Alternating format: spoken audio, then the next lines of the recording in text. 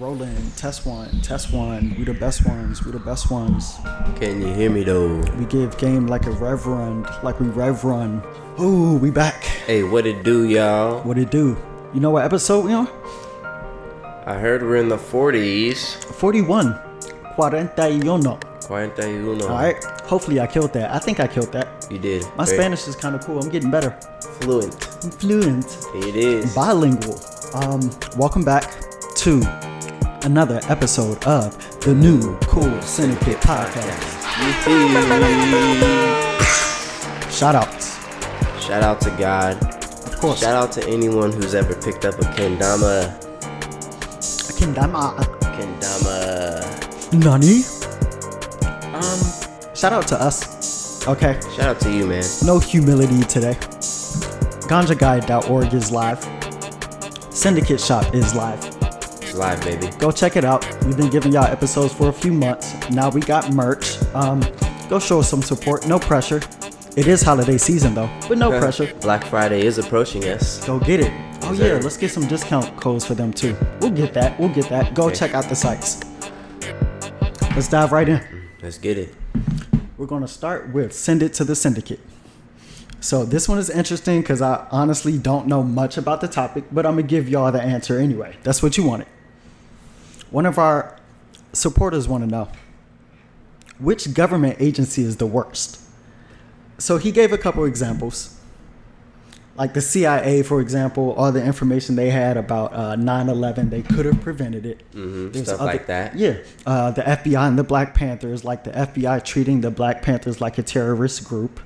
So he gave me those as an example. If I had to pick one, I guess I'd go with CIA. I guess they're the worst. CIA? Why you pick them? Just because they are the central intelligence agency, so they know everything before we know it. Right. And who or at really least they should. They should. You And would if hope not, so. they Like, what capping. the heck? Exactly. You had one job. Get some real. intelligence. But they know way more than we do, as they should. I do think the people in power should be more knowledgeable than the people they're ruling. I feel like they can't, intercept every bad thing from happening. I feel like, Yeah, because things then they happen, would be yeah. like playing God type stuff. So I wonder if there's like a certain amount of stuff that they can allow from a certain person before they, Wait, certain thing. I don't know. You kind of lost me. Go back into that. as far as before they go and grab somebody for the intelligence that they have on them. Like, what type of profile do they have to build Bro, up? I don't know. That shit is like, I don't know. I don't fucking know. What's your answer? What's the worst government agency? The hip hop police. I love that answer. Okay, break that down. I feel like the hip hop police should be like the CIA in some type of sorts. Okay. Where they should have the intelligence to where they can like move in and intercept like, all right, there's about to be a gang shooting. Shit like that. I get that. I don't know, that. like just sit to protect rappers' lives. Interesting. I wasn't expecting that answer at all. That was a complete curveball. Yeah, I don't know shit about politics and government agencies. I was surprised when I got nothing the about question. that shit. Yeah. So shit. I guess we got a pretty diverse group of listeners. All right. Now let's go back into something we think we know a little bit about. So the next topic we have, the next segment, is slop culture. Sloppy. Right? Slop culture. So, I guess could you say humans, or let's stick to America? Americans have had a history of idolizing celebrities, right? Okay. So what we're going into today is like, why do we think that is, and what significance do we get out of it? So I guess I'm gonna ask you that first. Like, what are your thoughts on people idolizing celebrities? I mean, my first question is, what makes someone a celebrity? Is Right. it their style? Is it their money? What part of What makes them a are celebrity? they born into just like I don't know. Right. I think, well, to be a celebrity, this is just my opinion, you have to have reached a certain amount of support, like fame. I think fame is more the bigger picture in celebrity. Okay, interesting. I feel like certain people are born to be that influential. So I think what makes them so perceived to be so great is we see something in them that we don't have ourselves. So Okay. let's say somebody's The Rock, for example, 6'4", big, strong guy, charismatic. We look at him and it's like, he's better than one of us. We look up to that. Right. There's other celebrities we could look up to as well. Like musicians, for me, the biggest guy to me, I guess, is The Weeknd in terms of influence. Mm-hmm. I don't want to make it seem that I looked up to him, but I related to him. I think that's what people like in celebrity. We can relate to something. Relatability. Okay. Right. With celebrity, right? These are people, mostly artists, musicians, people who made it big in maybe an entertainment industry. Mm-hmm. And then we kind of aspire to that. So the next segue I have, this is going to bring us into the New Cool Testament. So we're going to start with a question for that. Is there a certain age or a point in your life where you should stop chasing your dreams and just like conform to society? Ah, man, that's a tough one. Yeah, because we're creative, so this thing doesn't really, it's not easy, but yeah, go ahead. So it's like we have this purpose-driven urge inside of us. Right. And we know that we have to fulfill it. Uh-huh. So we're trying, different avenues. Yep. But I feel like as long as we have a roof over our head, then we should, go for our dreams. Mm-hmm. While we can. Yeah. I think your why got to be big. So the reason why you do what you do, it got to be big enough. Certainly. I took some notes on that. All right, so you kind of mentioned it, like trying something different. So when you're struggling with whatever it is you're trying to achieve, maybe it's time to like try something different. Try it in a different way, like look at it from a new perspective. Because when you come to that wall where you feel like, all right, this ain't gonna work, maybe this ain't for me, the common advice is always, keep going, keep pushing. But it doesn't make sense to keep doing the same thing. So you can mix it up that way. Another way I think you could get to that next level is getting feedback. Mm-hmm. So there's this thought that don't let anybody tell you anything. You're your own judge, or God is your judge. But it's good to get feedback because constructive criticism. Yeah, because you might suck. Right. You can't be that guy. Nah, I know my stuff is good, man. Fuck what you talking about. Nah, you might be trash.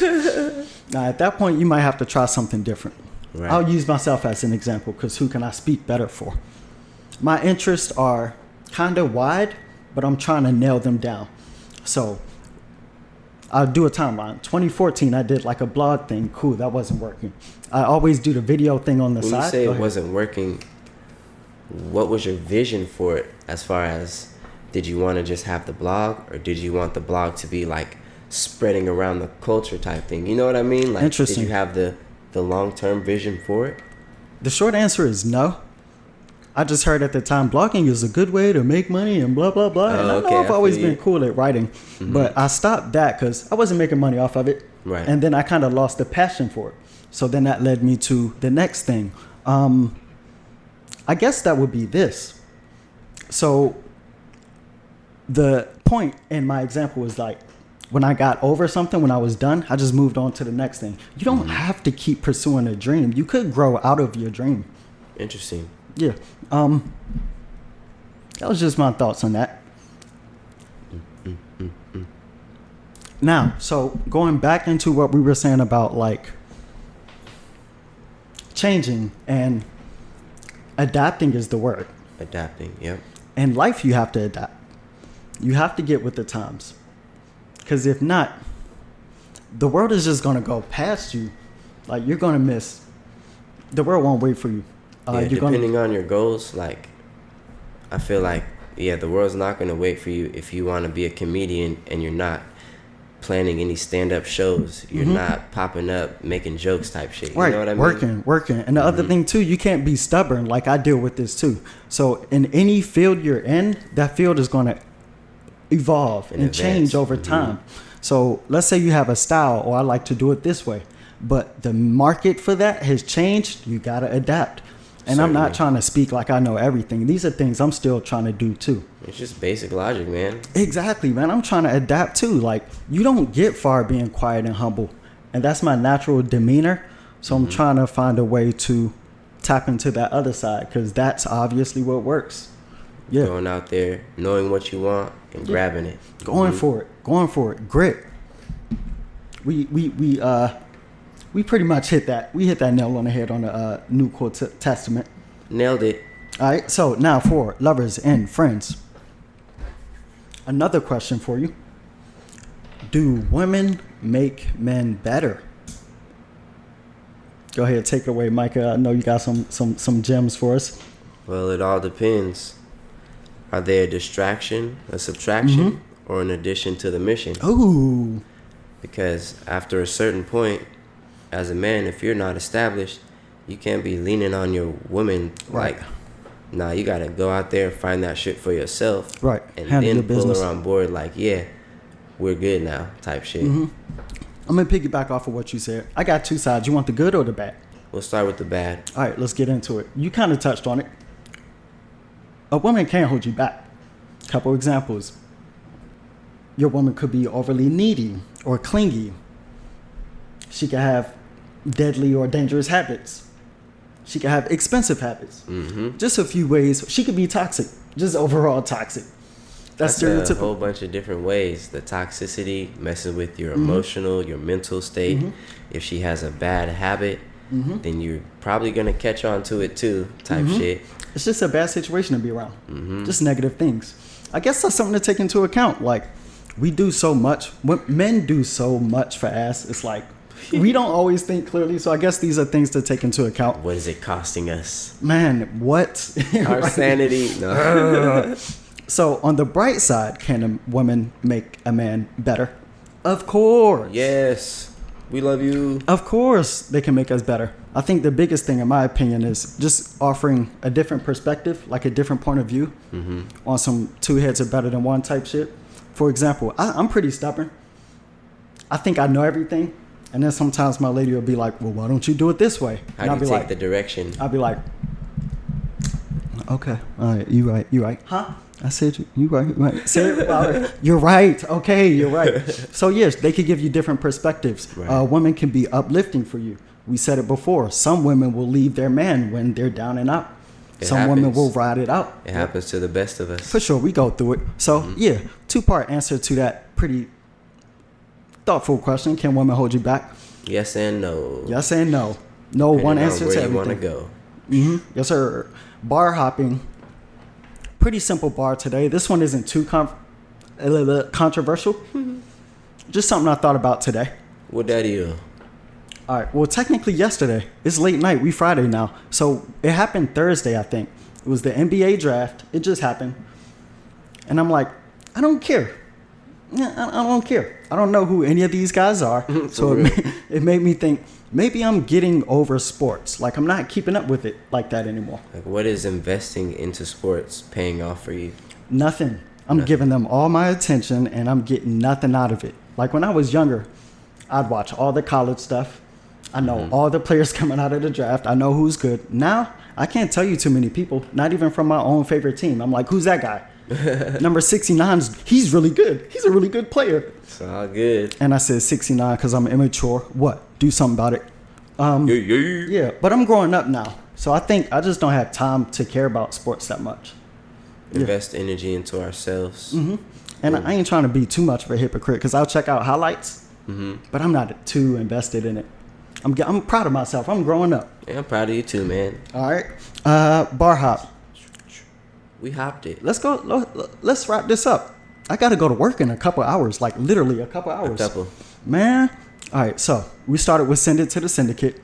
One of our listeners wanted to know which government body was the worst. The hip hop police. Man, that was a great answer. I love that answer. I don't know shit about it, so I'm going to just pick CIA. They know way more than we do, and what they do with the information is sometimes shaky. All right. Send It to the Syndicate.